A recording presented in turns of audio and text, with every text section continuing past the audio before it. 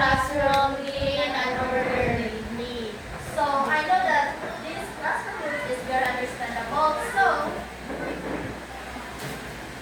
So I have a question. Have you ever keep your best schoolwork like project, Yes. notes, or essays in a folder? Yes. So why did you keep them? Memories. Okay, Miss Malakaw? Ma'am, I keep those things so that I can keep those good memories even though I am stressed about it. But still, I have learned I have learned the lessons about those projects doing such essays on a folder, and yeah, it's good to look back on the past. Okay, thank you, Miss Malakaw. So, so in this picture, what did you observe or what did you see in this picture? Portfolio, my art gallery, brochure. So why it is better for a teacher to see all of these items together in a folder rather than just looking at one single piece? Para di magkalat. Para kausa na ba? Another one, Miss Gao?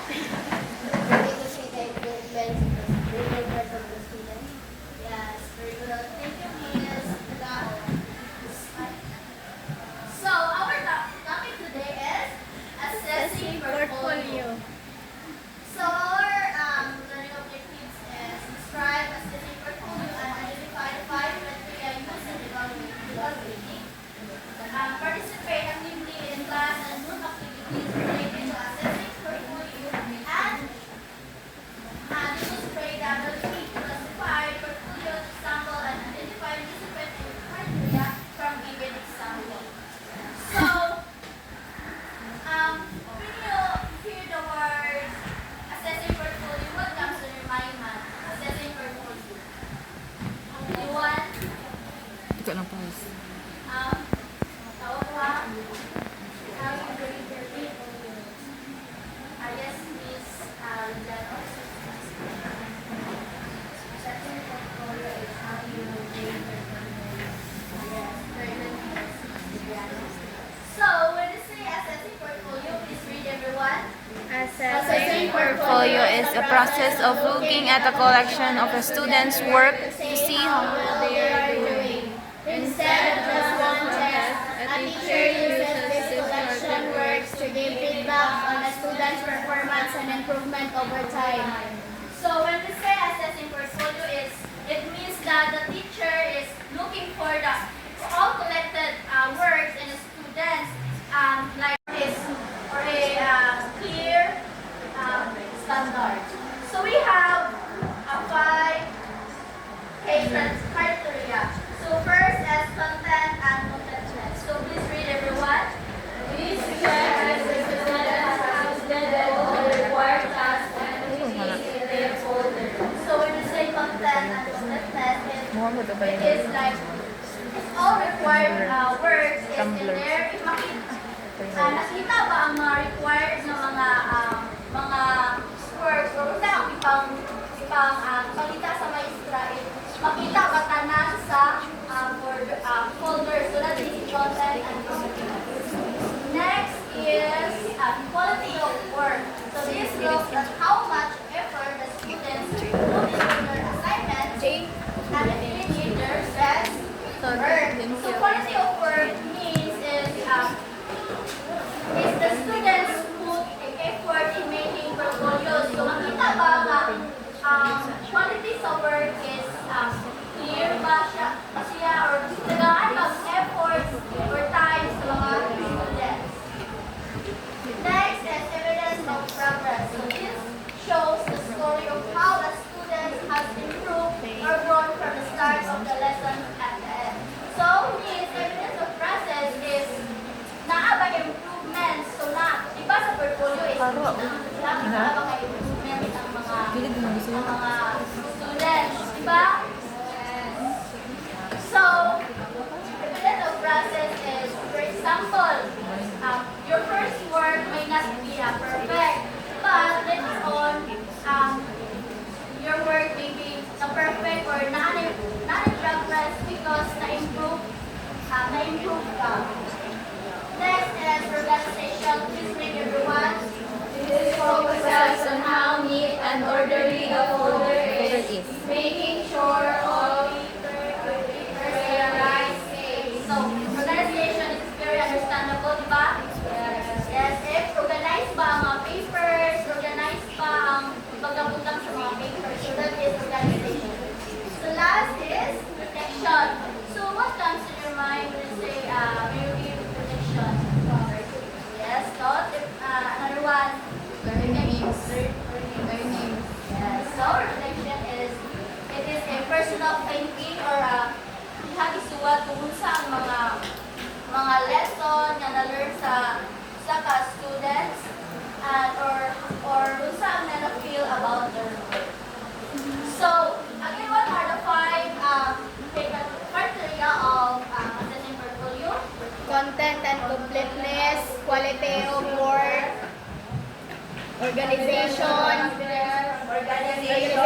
reflection. So, now, since you already know, or you sabot mo, let's proceed to our application. So, what will you do is, I will group you into groups. Then, I will show a pictures here, and you will be identified as what is the missing criteria of the picture I show here. So,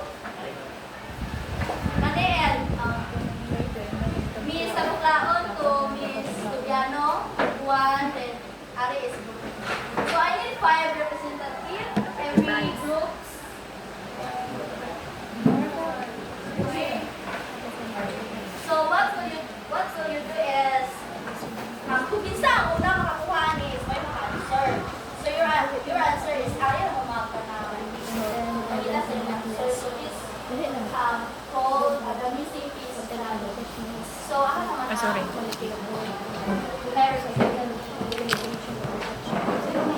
Tignan mo guys.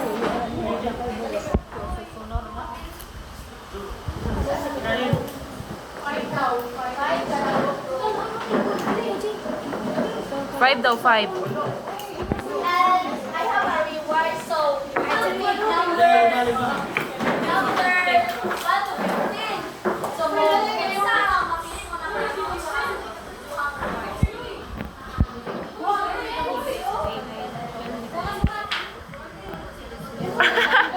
Mo gid ni Elma na.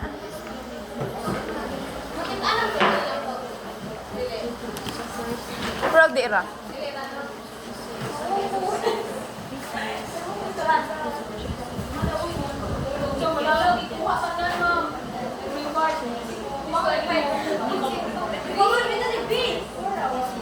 Kuang isa daw. Carlin.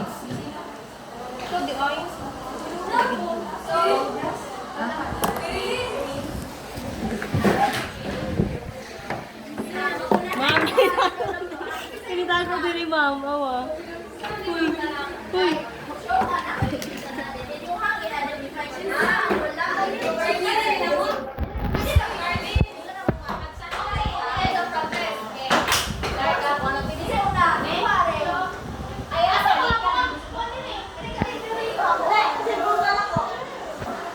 Aloy, sugay. Jupi. Pari si Jupi? Pari si Job. Klaruha ka ari oy.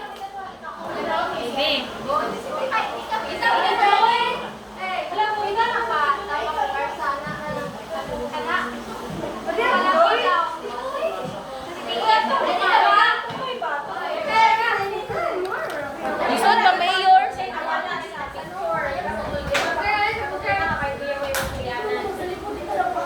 Arsa daw. Baby. Baby. Oops.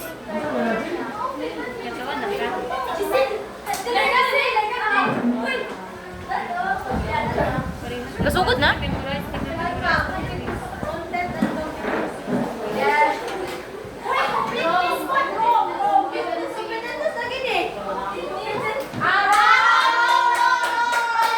Sorry for that.